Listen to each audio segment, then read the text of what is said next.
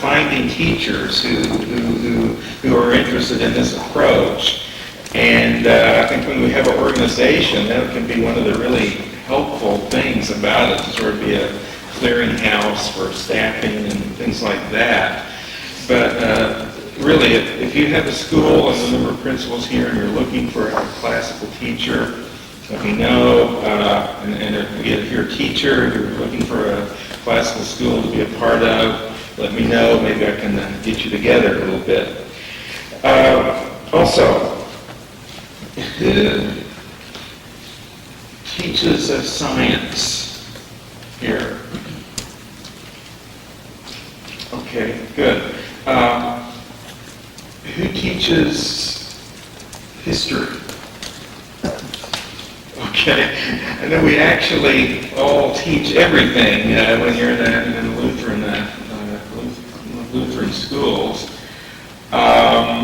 Who teaches English? Okay. What I need is for you, classroom teachers in those areas, to be part of the panel that we're doing later this afternoon.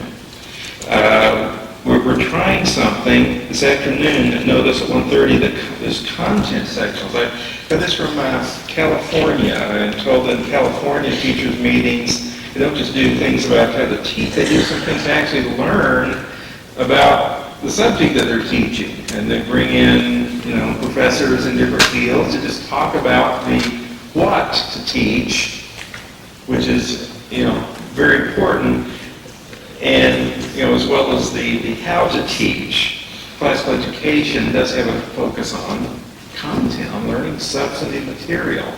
So what we're doing in the afternoon, the content sections, I've invited faculty members here from our university to talk about content. Bill Cario is professor of history here, specialist in colonial American history. He's going to talk about the American Revolution coming on, or 4th of July coming up. And he's just going to talk about what happened and what are the issues during the American Revolution. Mary Corte, a science professor, is going to talk about science, and she has a great Christian approach to science that you'll find really, really helpful. I'm going to talk about literature, which is my real field. And then, following that, we have a panel discussion of methods. So the history people are going to talk, it's going to be a panel. Okay, how do you teach this classically? How does how can you use the trivium model to teach about American Revolution, or teach about science, or teach about literature? But also, what curriculum are you using when you're teaching history, or science, or literature? What ideas have worked? What problems do you have? And the idea is, this is not going to be a presentation. The second is going to be a discussion of everybody in the room. So, including homeschool. I've got homeschoolers to fill most of the slides that serve on the panel. I need classroom teachers.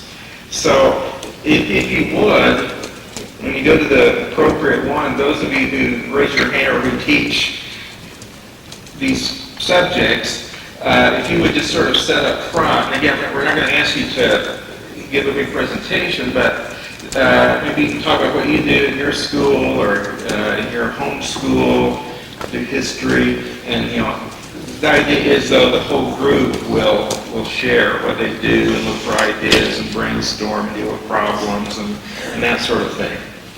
But again, the second panel will be a discussion of curriculum, including the needs you have for curriculum. Maybe you haven't found something that's really good that you're satisfied with. Maybe somebody else in the back of the room has found something. And I think a good thing in these kind of conferences, the kind of collaboration and mutual help that we can give each other. So anyway, those of you who raised your hand, and any of you who haven't raised your hand, if you would serve on that part of of that panel, that would be greatly appreciated. Okay, tonight we're having the banquet. Christian Kopf will be the speaker. Again, if you heard him last year, that was really a highlight. Professor of the University of Colorado. And we do have his books now. We do have his book in the bookstore, so I hope you get down and have a chance to see the range of books that they have that will be relevant to this conference, especially his book, The Devil Knows Latin. After the banquet, evening activities. One thing that is happening downtown is called Rainbow Summer. This is a free concert downtown. It was where we had the boat rides last year. The boat company went out of business. Sorry about that. That was great fun. But the group is Dave Alvin and the Guilty Men. Well, that sounded kind of Lutheran. He's a former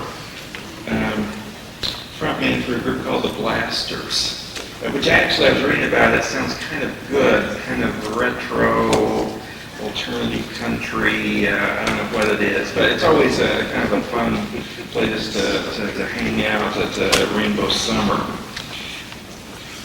But the other thing we're going to have is a movie version of The Hammer of God.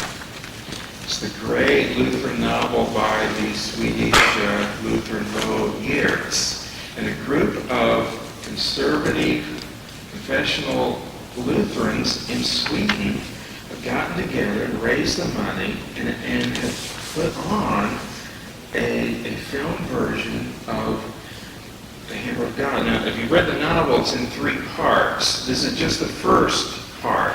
It's about a pastor dealing with his times.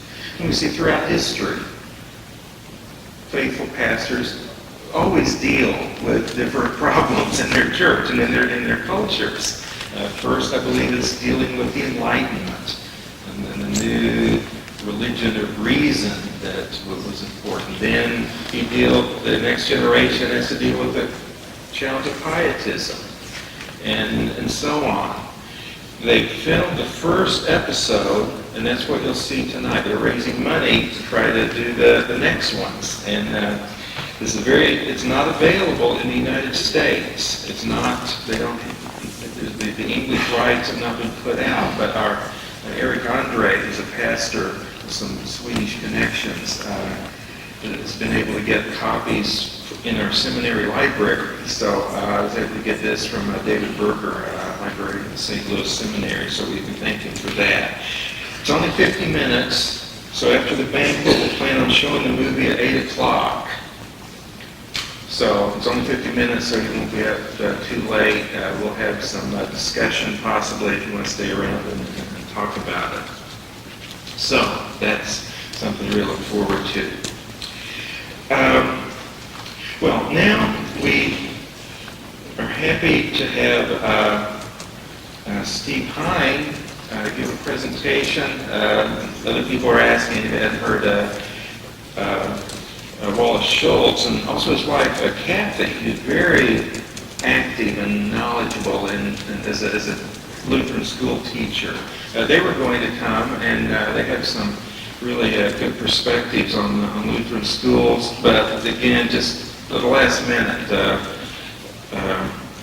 Professor Schultz had to cancel due to his being in the center of lots of things in St. Louis, as you can imagine right now. So we're thankful Steve Hein stepped in. He has presentations he's been giving other places, in pastoral conferences and other things on modern schooling. Steve Hein, many of you know him, is a real pioneer in classical Lutheran education. He's been a professor at River Forest and shaped so many teachers in the theological background he's given them, as well as pastors and many others going through that rival school to our south. But now lately, he's been involved as the headmaster of Shepherd of the Springs Lutheran High School in Colorado Springs, which is a classical high school. And again, it's a forum for some really, really good education. So we're happy to have Steve Hines, Dr. Hines, address us today.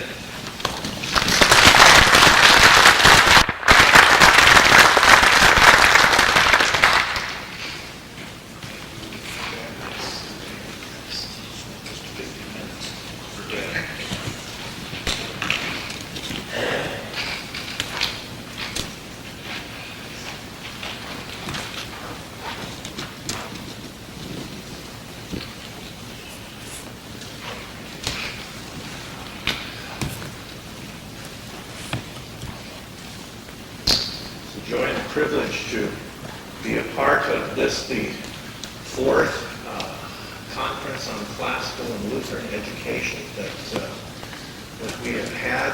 We have seen the classical mode of education grow in its influence and in its maturing throughout our church body, and it's been exciting to be a part of it.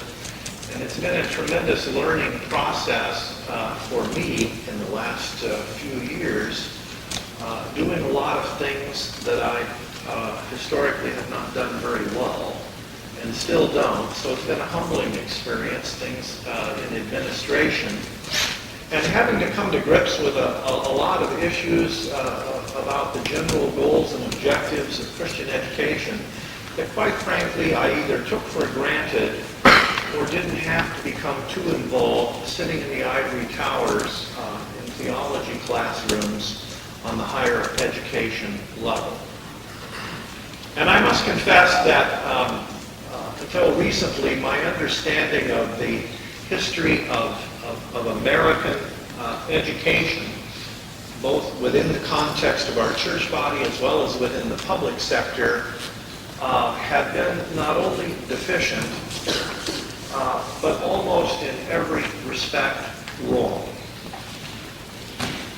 Upon more recent reading, humbling these older and fallacious understandings, my previous vision of the history of American education, and particularly as that related to the relationship between classical education, or what we call classical education, the more traditional educational models that held sway, particularly in the first 100 years of our country, over against the forms and philosophy of education that we often have referred to as progressive education that arose in the 20th century and particularly has become so dominant in the second half of the 20th century, was largely a competition over two different approaches to education, each one rivaling the other in terms of a claim of being able to get the same job done better. I had a vague sense that somehow through the 19th century, the older model that we call classical education somehow seemed to be falling into disrepair. That it was becoming, for reasons unknown, somewhat corrupted, and along came a new model championed by such pioneers in the 19th century as Horace Mann, and in the 20th century of Thomas Dewey, that basically said, I think we have a way that we can get the job done better. And in the early years, progressive education showed itself actually to do just that.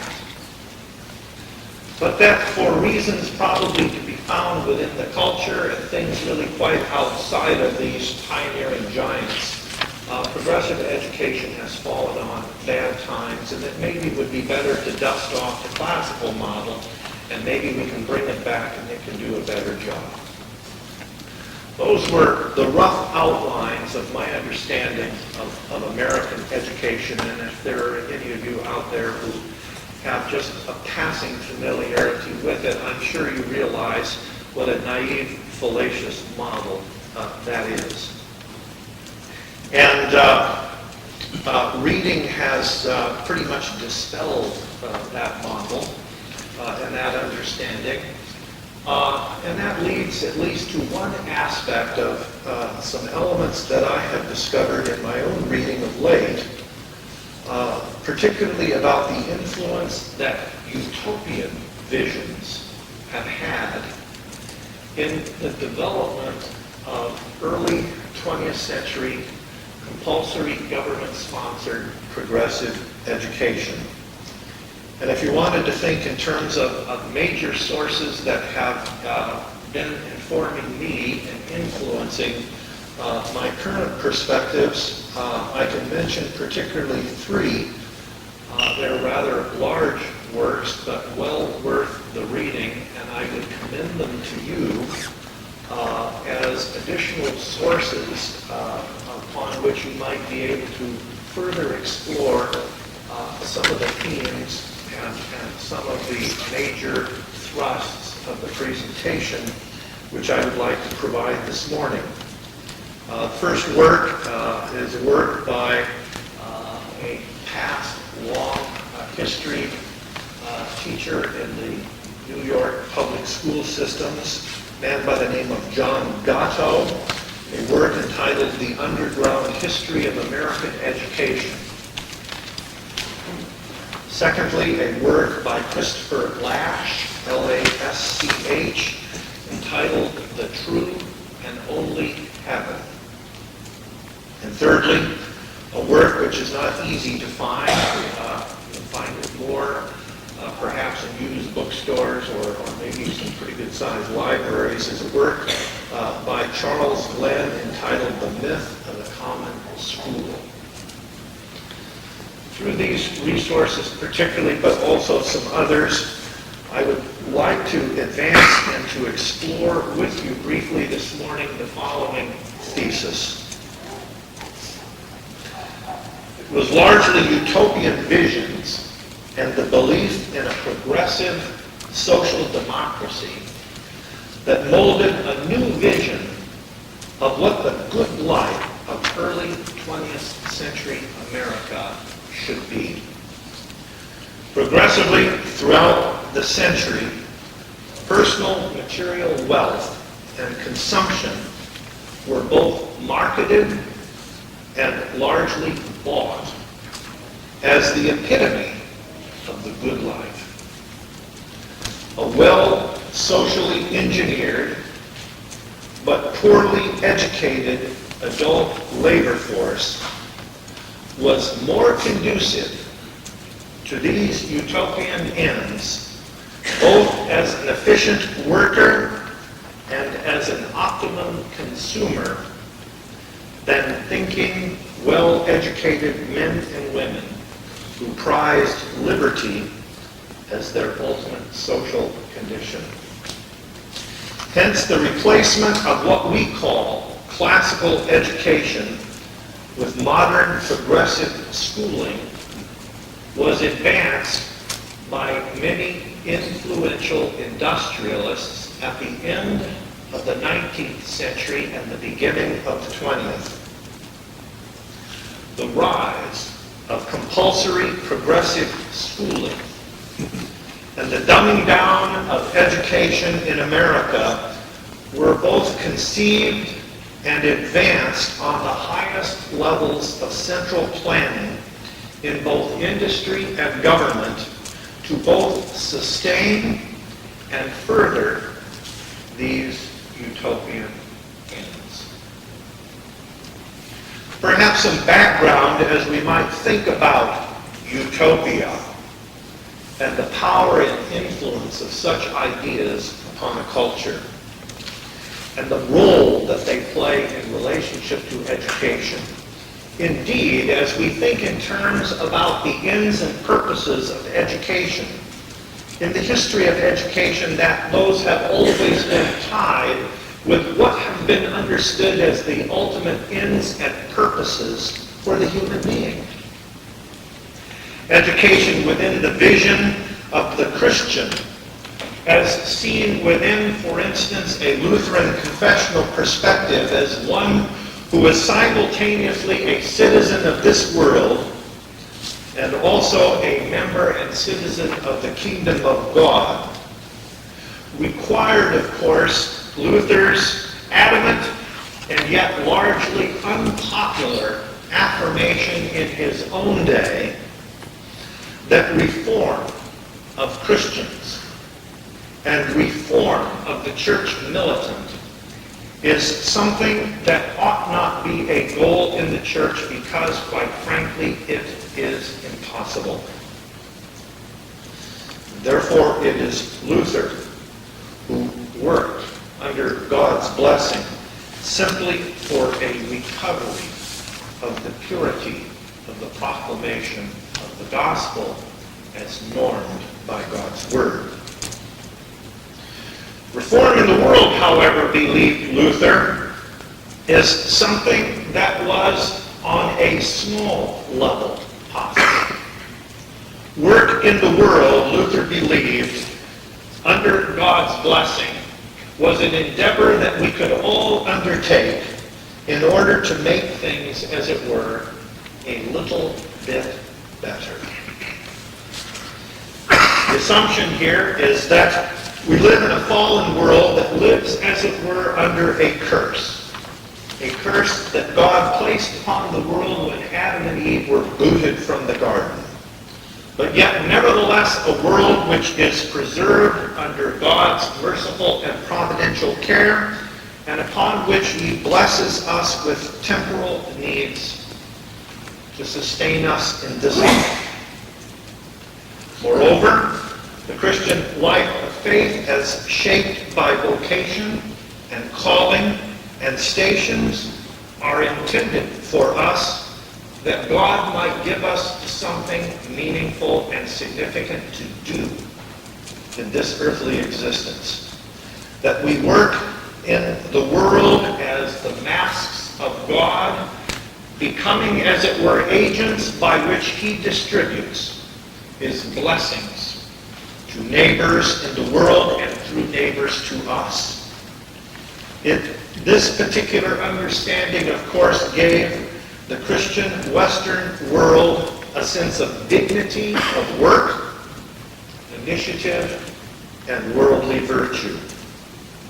Education, so conceived, as we will hear by Pastor Brandos in a paper that he will deliver this afternoon, education was conceived to prepare, in the words that I think are set forth so eloquently by David Hicks in his work, Norms and Nobility. Education is to prepare for the world's fight and for the soul's salvation. That is, it is to nurture the faith and life of the baptized as children of what Augustine called the city of God, while at the same time equipping for a life and vocatio in the old world communities where God has now called us to live out a faith life where we live, work, and play. From the roots, now then, of our colonial history and the beginnings of our own country, vocatio in the world's communities was always understood to be best prospered by two human conditions. One was liberty. The second was education.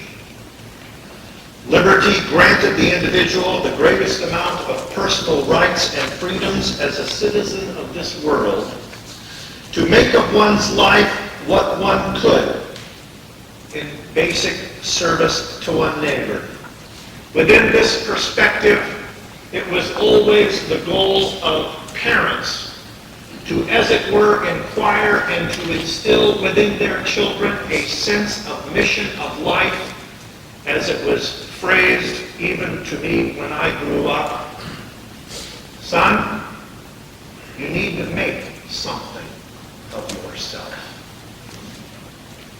And then, of course, the question in the making of something of yourself was, what is it that you are going to do in life?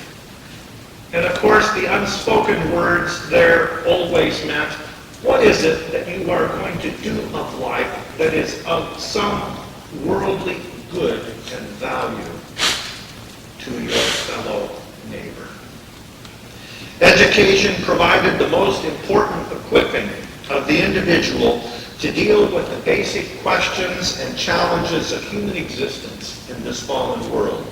It provided both a significant fund of the great ideas of the past and the basic learning skills necessary in order to make informed choices, in order to problem solve, in order to learn and manage a marketable skill for trade or business, and to care for one's family as best as one could under God's blessing. Liberty, the opportunity to exercise choices in these areas in one's life without the inclusion and intrusion of government or some centralized authority. And education to equip an individual for making the most informed choices in making something of oneself in life and investing that in the service of one's neighbor under God's blessing. This was considered in colonial life and largely by the American populace during the first 100 or so years of our country's existence as the most prized condition of the American citizen, as the most prized estate for a Christian and his family in early American life. If there were other Christians who were not able to live in a land that provided these things, then they were not considered more well off, they were rather considered less well off and blessed than we American Christians. This was the most prized condition in the American Christian vision for self and family, short, of course, of one thing. Short, of course, of the better day that is coming. Short of that particular climax in God's plan of redemptive history that our Lord will usher in when he returns again. Short, of course, of the full restoration of heavenly paradise in the city of God that will dawn and that we will be ushered into when Christ returns again. Only the eschatological vision of the full climax of God's plan of salvation would supplant this vision of those things that both liberty and education would bring to the American Christian. Note how in this vision of liberty and education, how they go hand in hand. If you have to effectively problem solve a whole range of problems that arise from the self-management of the affairs of both home and workplace, be that workplace the family farm, or be that the skilled laborers of a practiced trade, only a superior education which provides an enlightened self-interest, the skills to learn what is significantly true and meaningful, and the tools of sound reasoning will do. In other words, only what we today call a classical or a liberal arts education will do. For such a life, you need to be an educated person, to be able to get on with it, to be able to be successful if those are choices, if those are activities that rest upon your own shoulders for the provision of earthly maintenance, for the flourishing of family, and for the benefit of neighbor. That is what a classical liberal arts education provides and did provide, which dominated, of course, the understanding for the purposes and the administration of education on all levels during the first century of our country's existence. Then, as we noted, a faith life anticipating the better day that God will provide with the twin supreme values of liberty and education has not been the only vision of what is the good life. Particularly visions which have been around since the dawn of Western civilization. The vision, as it were, of the perfected human community has always been alive and well in Western culture. From ancient times onward, from Plato's Republic to Francis Bacon's New Atlantis, even to Aldous Huxley's Brave New World, we have dreamed about what an ideal human community would look like and what it would take in the area of human planning and endeavor to make such visions into a reality. Never mind that one person's utopia may well be another's nightmarish hell. Is John Gallo, who notes that from 1830 to 1900 there were well over 1,000 utopian colonies which flourished around our country, each with their own singular vision of what the optimum human community would look like if planned from top to bottom. And there always seemed to be enough freedom and liberty for many groups and leaders to fashion their own vision as they saw fit.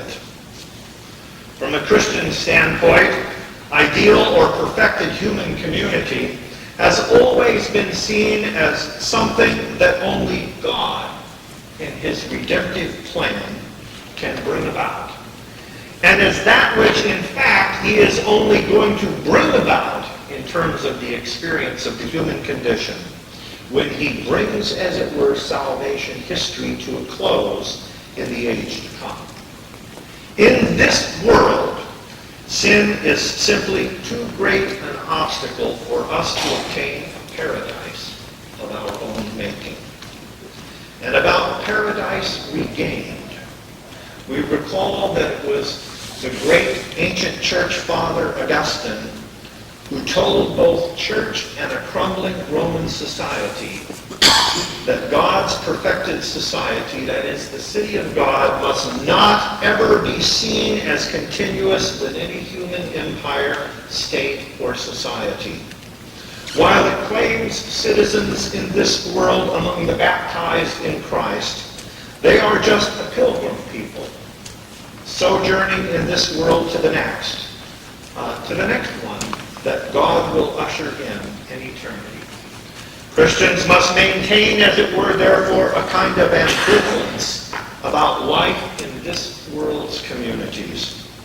We must indeed inhabit them as we live, work, and play out a faith life shaped by God's vocatio, and indeed we here receive all of the earthly blessings from God that we might live fully in accord with his purposes here on earth. But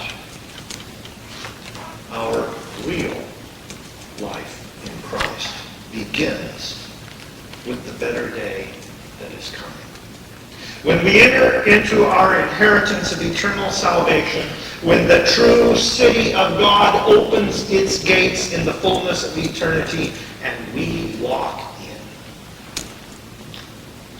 Have all Christians shared Augustine's concept of an eternal city of God? Unfortunately, no. Many Christian groups in every age have posited visions of how major elements of the city of God, how large segments of heavenly existence as is lived with God in glory can actually, so it is promised, be realized by the faithful if just the right initiatives, commitments, and blessings from God could be obtained. It was Luther who, looking at all of those false, non-biblical biblical perspectives about the Christian life, lumped them all under one label. He called them theologies of glory. Erroneously setting forth a vision and a picture about how that heavenly existence by human reason and human initiative could be brought down to the Christian right into the life of the here and now. What was considered, of course, to be the higher calling and the most optimum form of Christian living in Luther's day that flourished for well over 1,000 years was the cloistered monastic life, the pinnacle of which somehow the clouds would open up and you could see the risen Lord Jesus Christ in heaven just as he is, and earth and heaven become fused in a beatific vision. This could not be more glorious than the monastic ideal of Christian living. Erroneous religious plans of human initiative, reason, and works that would enable us, as it were, to circumvent a death to sin and a life in the cross of Christ in favor of a life with God as he is in glory. Most all advocates for a reform of the church or of the individual Christian built on ethical models and premises of renewal promise that some elements of glory can come to us in the here and now if only we will put into effect the right elements of commitment, obedience, and surrender. We can move from the cross to a glorious Christian life, a glorious church life, even before Christ's climactic return. As we think in terms of these visions of what we would call a realized, or at least a partially realized eschatology, which is marked by what Luther calls a theology of glory, and we were to take these very same visions and secularize them, then we move into the category of what we might speak of as utopian vision. Utopian vision is something similar to a theology of glory, only the temporal paradise conceived is not something connected with God and his salvation. Rather, it is a view of optimum human community that is born out of human imagination and theoretically realized by very well-planned, centralized human power and authority. Utopian visions are enacted by a wealthy and powerful intelligentsia. They are never the product of democratic or populist action. We could think of them as having much in common with a theology of glory, and even, for that matter, some of our visions of heavenly salvation. 1. The optimum character of human community in the utopian vision is always pre-planned. 2. All elements are conceived, ordered, and set forth from an all-wise supreme authority. 3. Each individual has a place and a role in the community that is pre-planned. It is not elected by the individual. 4. The top authority or authorities know what is best and what is conceived of as most optimum existence, and the place that each individual is to play in the community to bring that about. And 5. The community has all elements and individuals functioning together in concert in a most efficient and effective way according to the design of the creator of the utopian plan. It is, of course, one thing if we are here talking about our creator and redeemer and his ultimate purposes of human existence in the fullness of salvation, as we might look at these characteristics or judge their appropriateness. It is quite something else if we are talking about the dreams and imaginations of a few powerful, fallen sinners with great means at their disposal. Beyond these common features, utopian visions are also made up of the following characteristics. First of all, in a utopian vision, the singular human virtue is reduced down to obedience. Utopian thinking always prizes uniformity. Variety and competition are intolerable. Utopians think globally, with elaborate social machinery autocratically conceived and managed. Democracy is seen as that which retards and degrades the hierarchies that are necessary both to operate and to standardize a uniform social policy. Excessive human affection, particularly between parents and children or between spouses, is very much discouraged in a utopian vision. They are discouraged in order to enable greater enthusiasm for the machine magic of the utopian that the utopian structures exhibit in order for this to stand out in glaring proportion. Children are, of course, best molded into utopian thinking and enthusiasm by a very precise and controlled schooling that forges a new close alliance with the planned structures of society and government rather than the child's home and family. And finally, most utopian visions reduce down all human values in society to matters of material enjoyment and consumption. As we move in American history into the latter stages post-Civil War of the 19th century and the rise of what we would call the industrial age, the harnessing of steam and coal, and then later on in the 20th century of petroleum through the alliance of science and technology, utopian visions began to flourish on the highest levels of the American intelligentsia, within the American intelligentsia. Born of a wedding, as it were, between humanistic optimism as provided by philosophies coming out of the Enlightenment and the technological advancement of mass production as made possible by the technologies that were developed of steam, coal, and later petroleum, utopian visions began to be at work conceiving of what later Lyndon Johnson termed what a great society would look like. The molding of the idea of progress in the human condition began progressively in many quarters to become utopian when what was good for industrial corporate America was progressively seen as ultimately the shape of good for all American citizens.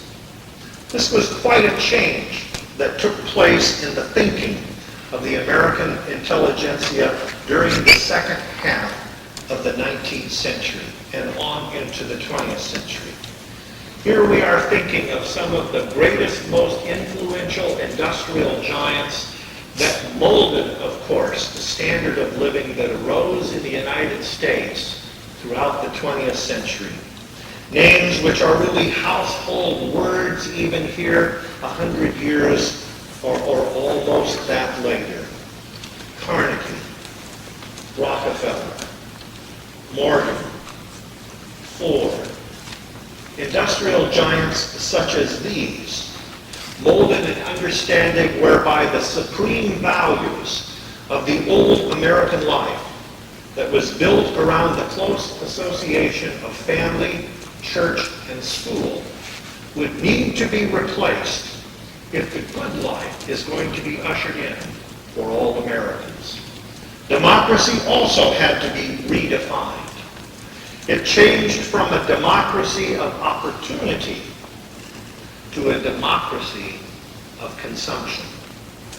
Instead of liberty and justice for all, what was needed in order to forge the utopian vision and to make it reality was this supreme value: luxurious living for all. Progress entailed technological advancement, feeding a planned obsolescence and the need to consume and enjoy more and better mass-produced products. Luxurious living for everybody replaced the older vision of progress as an increase in property and a competence to use those resources to serve one's family and neighbor. And we might add that this is the only kind of progress that the scientific management of technology can pull off. Consumption replaced vocatio as the ultimate human endeavor. The change of human values for society from the attainment and maintenance of personal freedom and liberty to an attainment of secure material prosperity with progressive increased consumption based on both addiction and obsolescence. These became powerful factors that molded the minds of many on the highest levels of American industrialism. The utopian visions shared by Carnegie, Rockefeller, Morgan, and Ford turned on a managed by industrial governmental alliance over society structure, its structures and values, and above all, its schooling of children would have to be changed. What was needed was two things. One, a well-disciplined labor force that was efficient above all, and two, an effective strategy needed to be put into place in order to prevent a glut in the labor market and the worst of all possible states of business conditions, as was seen by these industrial giants: increased competition and overproduction. The new mass production corporate America was willing to offer, as it were, to the American citizen a trade-off. You trade in meaningful mastery and execution of some trade, craft, or service that meets the significant needs of others, but is subject to all of the uncertainties that attend such working, including failure.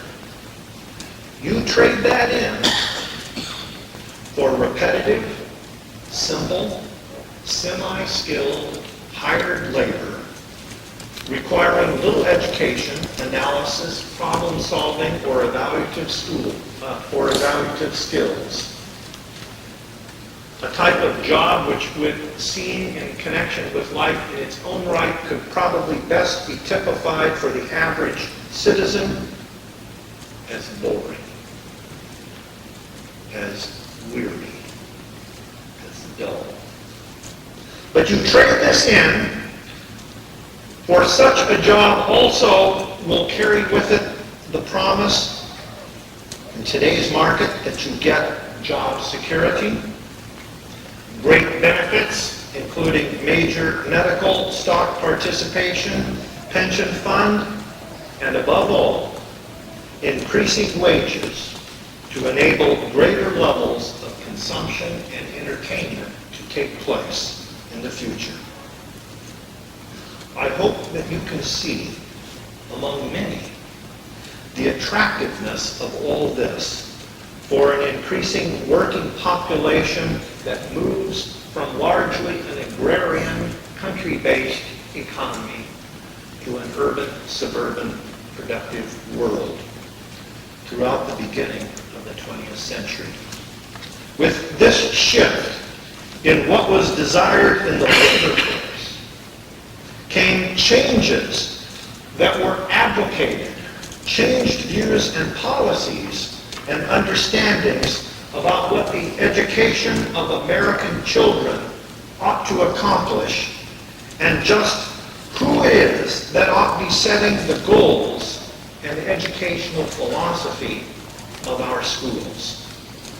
The older classical model or liberal arts model of education was largely advanced and maintained by the interests and close association of parents, church, and school. Their goals and ends of education was to enable their children to become an educated adult. An educated adult with all of the knowledge and skills to tackle the greatest challenges of human existence, and a life of faith was what education was seen to provide. Most all parents wanted their children, and I believe even today still do. They want their children to be well-educated, God-fearing adults who are equipped and motivated to be of some significant benefit to their future families and communities. Classical education did this, and it did this well. The utopian vision, though, of the industrialists, some government officials, and a few, not many, a few educational authorities worked to advance a shift of who sets the goals of education. That is, as it were, a change in the social connection of the individual was desired, moving, as it were, the child from the locus and the decision-making of parent, church, and school to the locus of corporate, industry, and government. That is, to move both child and school out of the focus of church and family and into the focus of industry and government. These changes mark the most profound change that took place at the end of the 19th century and the beginning of the 20th century in what eventually became a government-sponsored mass compulsory education, and the policies that both created such institutions and the consolidation of school districts. Such an undertaking, of course, required a tremendous amount of money. Money which no level of government had or was prepared to spend. And largely the financing of that kind of education and the structures needed to support it were largely provided by the foundations established by the very wealthy industrialists such as we have mentioned. That is where the money came from for the transformation of the educational system, which today then is maintained by taxes. Under the influence of big corporate industrial figures and foundations, the goal was, of course, first and foremost, utopian. We are not talking about individuals who somehow had a sinister motive behind their ideas and plans and schemes. It was their picture of what was seen as the good life. The good life just happened to coincide with maximal profits and the greatest amount of development and control over the means of production in terms of the principal goods and services that are to be available to the American public. The goal was, of course, to keep all children in school as long as possible.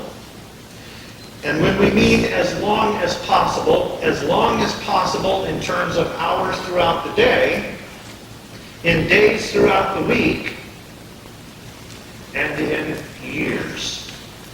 The goal and purpose, of course, was to retard and to circumvent the possibility of young, idealistic youth joining the labor force.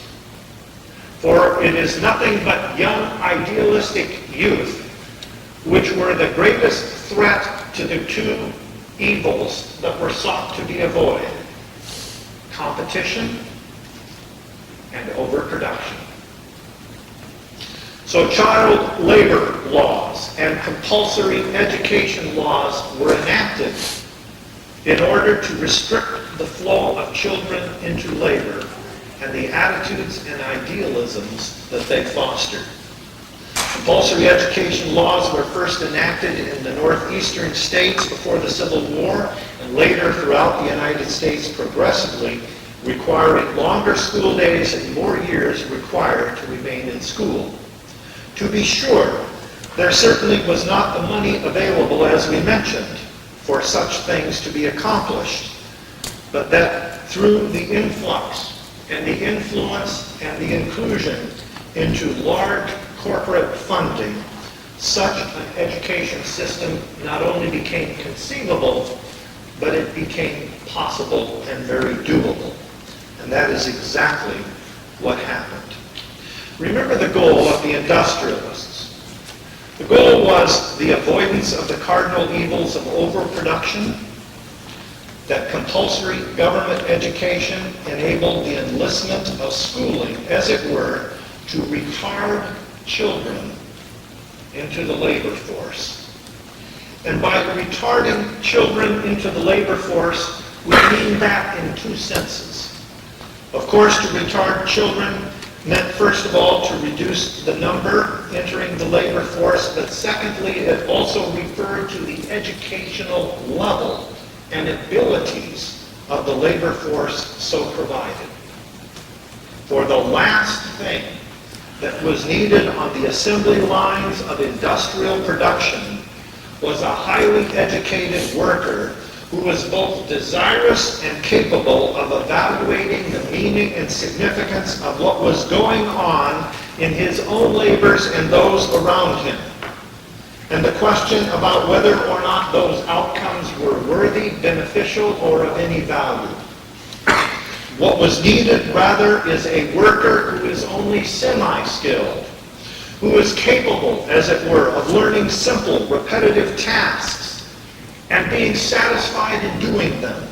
One who is capable of solving not large problems, but small problems, and is able to maintain a high level of behavioral discipline and devotion in concert with many others working with him or her, in cooperation with unquestioned higher sets of goals that are established in toto by the upper management levels of corporate life. To best achieve these ends, both industry and school would have to adopt policies and procedures established by what then was known as the dictates of the scientific management of human behavior.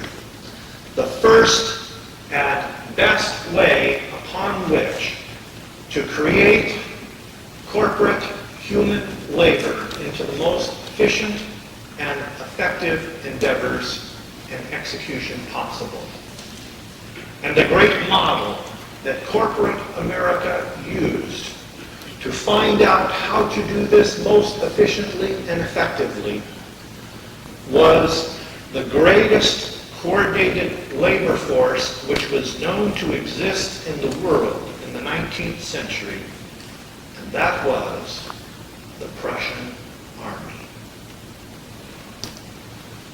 They talk about Wellington's victory over Napoleon. Actually, Napoleon would have been Wellington would have been dead meat, and the British would have lost another sorry defeat to Napoleon had it not been for the untimely inclusion into the battle of the Prussian army. What was considered to be the most efficient, effective fighting machine known in Western Europe in the 19th century. And after the defeat of Napoleon, The other nations of the world flocked to Prussia, first of all, with military goals in mind, to learn the secrets of the discipline and execution of the Prussian army. Prussia had the reputation in the 19th century of being an army that also happened to possess a country. It was not a country but an army, but it was understood as an army with a country. Because the model of life conceived and perfected in the Prussian army became the model for the structuring of both society and schooling. That the very means and methods upon which an army could become most efficient and productive for the singular purposes of fighting could also be put to work in terms of visions about what the ideal society would be and the role that schooling could play. Here is where training, and as it were the molding of human labor and endeavors, shifted from what we would call an educational model to a training or a schooling model, whereby obedience, whereby execution, whereby the relationship between schooling and specific pre-planned endeavor became one affair. On the basis of intelligence testing, individuals are slotted in terms of what role they would play first in the military, but then also in society. And on the basis of that, your schooling, of course, was designed so that you could become the most efficient and effective worker or laborer in that particular segment of society or the military that was deemed best on where you, in concert with others, could make the greatest maximal contribution. These models were first picked up in France and England, and later it was Horace Mann, who went over to Prussia to find out what this absolutely marvelous understanding of education could do for American education. And when the American industrialists, of course, learned of just these kind of schooling goals and procedures, they saw the obvious connections between what made for an efficient and effective fighting force for what made a good and effective mass labor force. And so education, in terms of its goals and purposes, shifted from producing the most efficient and effective worker as pre-planned as to where a child would fit into that labor force, as opposed to preparing an individual to take the greatest advantage of liberty and a sense of vocatio to make of one's life what one would choose. What would need to be done is this would also need to take place over a larger stretch of time. And nothing was better in this regard than also to plan out, as it were, a retarding in reading skills and in reading materials. For nothing, it was thought, would defeat the goals and purposes for education in the modern industrialized workforce than a well-educated, well-read, idealistically motivated young person or child. Therefore, as an example, if we wanted to think in terms of children's literature, as it existed in the United States before 1880, there were three topics or themes that dominated all children's books. That is, books that were either designed to be read to children or read by children. Those three themes were life, death, and how it is that an individual can secure the future. By 1920, children's literature, which is largely controlled by a few publishing houses in both Philadelphia and New York, By 1920, those themes were present in absolutely no published children's literature. In other words, the major questions of human existence that, of course, a liberal arts education considers to be the most interesting and the most important issues of life, those particular issues upon which the Christian faith focuses, life, death, the meaning of them, and securing the future, became eclipsed from children's literature. We know, of course, where children's literature has gone since 1920. Between books like Where's Waldo and Skippy's Great Adventure, with insipid characters that we present to young people, we have more efficiently and effectively accomplished immediate problems, goals, and interests, while at the same time moving them into a life upon which satisfaction is wedded to the two twin goals that an industrialized utopia could provide: consumption and entertainment. And if the book doesn't entertain, it's no good, is it?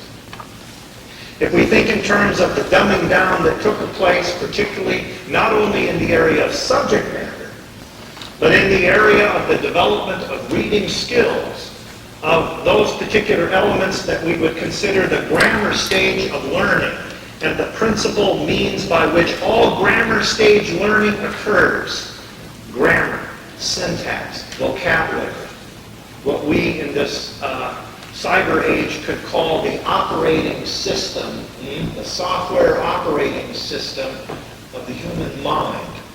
We are only as capable of profound thoughts as we have a profound understanding of the use and purposes of human language. Dumb that down, and you dumb down, as it were, the intellectual thought processes of youth. Probably no better example could be given of this dumbing down than one of the most famous reading instructional materials and programs that was uniformly brought to bear in the first and at the beginning of the second half of the 20th century, a reading program that I must confess I myself began with. What was the first reading primer put in the hands of all American youth from 1930 on through the 1960s? Dick and Jane. In 1930, the first edition of the reading materials, incorporating, of course, the whole language approach to reading, removing, of course, reading learned by phonics, word attack by the decoding of phonetical sounds. Dick and Jane appeared in 1930. The first primer was 39 pages long. It had 565 words in it. It had one illustration per page. And it had a grand total of 68 words. Unbelievable. When you compare that to the key language and reading primer that existed for hundreds of years since the days of Luther in the instruction of reading, and that is the scriptures of the Old and New Testament. That was the chief primary reading primer that classical and liberal arts education possessed for well over 400 years. By 1951, though, if you think the 1930 edition was dumbed down, we moved. By 1951, Dick and Jane now incorporated 172 pages versus 39. 2,603 words versus 565. And 184 pages, more than one per page. And the number of words employed reduced from 68 to a mere 58 words. In 1930, the word "see" was repeated 27 times. In the 1951 edition, the word "see" is repeated 176 times. We wonder why it is that many of our young people become bored and have no interest in reading when they come to learn that there isn't anything worth reading. Between 1911 and 1981, John Gatto cites that there were 124 legitimate studies which sought to prove that whole language was a superior, more effective way of learning and teaching reading to children. Of those 124 studies, which we would deem perhaps legitimate, absolutely none of them confirmed the notion that whole language was superior over phonics. The best and most widely quoted study was a particular study that was done in the 1920s, which indicated, get this, that a class of deaf students could learn by whole language about equally to those who were being taught phonics in a first grade reading program in Detroit, Michigan. Perhaps they might have had better results even had they done the study, maybe even with more handicapped individuals than those who were merely deaf. In any event, the deaf students using whole language were understood in this one study to have equaled what first graders were learning or able to learn in a single test experiment in Detroit, Michigan in the 1920s. These are just some examples that we bring forth here about the influences, the early influences, upon the creation of progressive models of education as they were first put to work in industrialized America in the early days of the creation of compulsory government-sponsored education.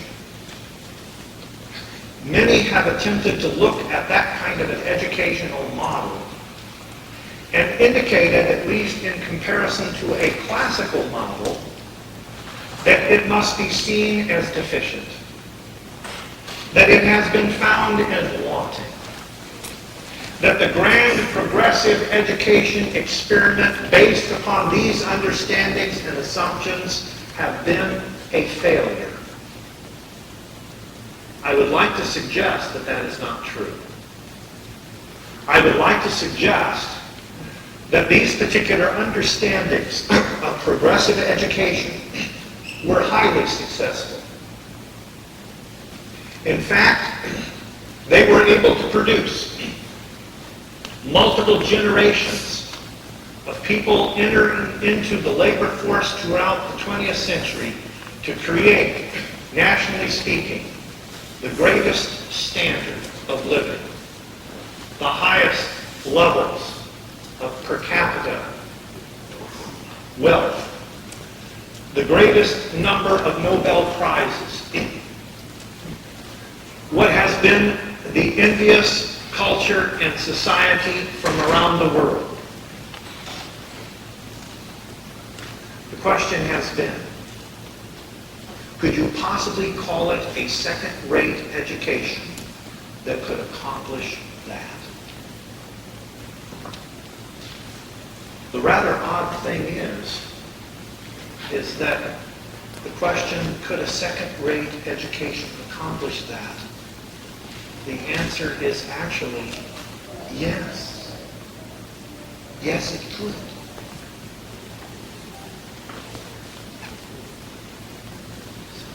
And that is the paradox that faces us as we look at the challenges of education today in our homes, with our children, in our schools, in our church.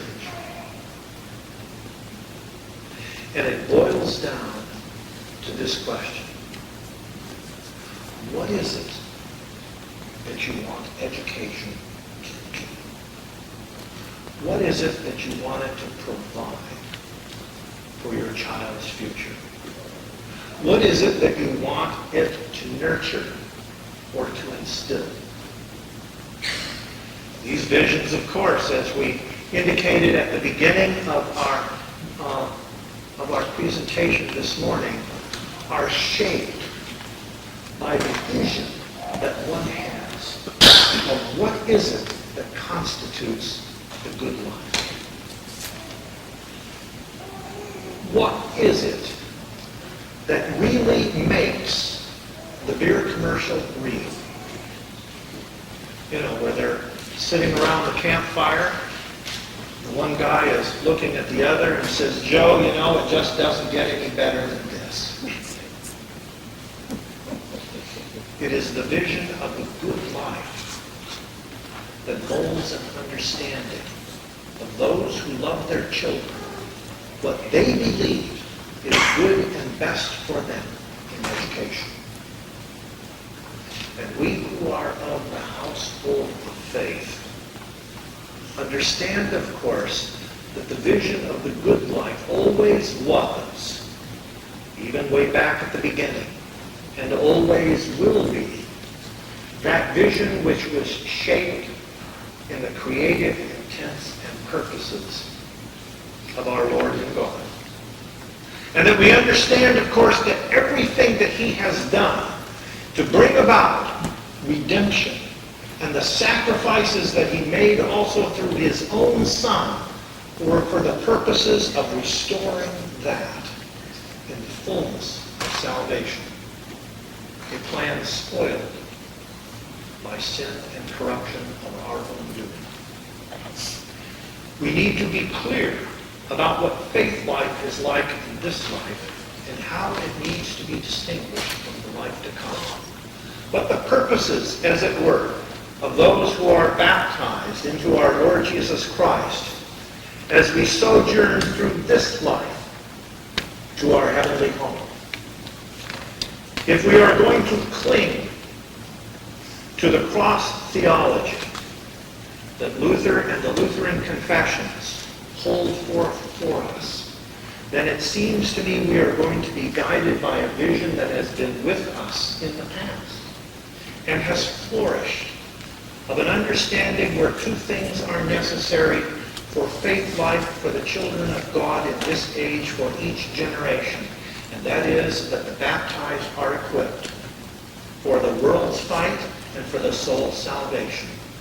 To get those particular tools and instruments and means provided by a liberal education that are able, as it were, for us under God's guidance and blessing to make something out of ourselves, that we might be of some earthly good and blessing to others, as God sojourns us through the valley of the shadow to the final, not utopian, but heavenly vision that God has for us that he had right from the beginning. I hope that this picture, at least of an aspect of where we have come in the 20th century in many educational currents, brings us both to an appreciation and to a renewed commitment of a strong liberal arts education upon which the twin values of liberty and education and faith life are molded together for our children's future. Thank you very much.